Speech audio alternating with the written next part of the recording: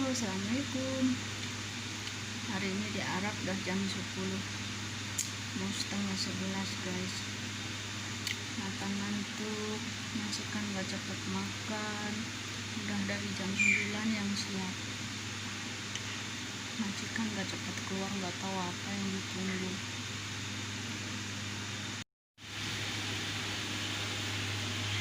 Makanan udah siap guys. Aku hari ini bikin palapil. Tuh, ini rasanya enak, gurih. Majikan gak cepet makan, yang nunggu sampai ngorok.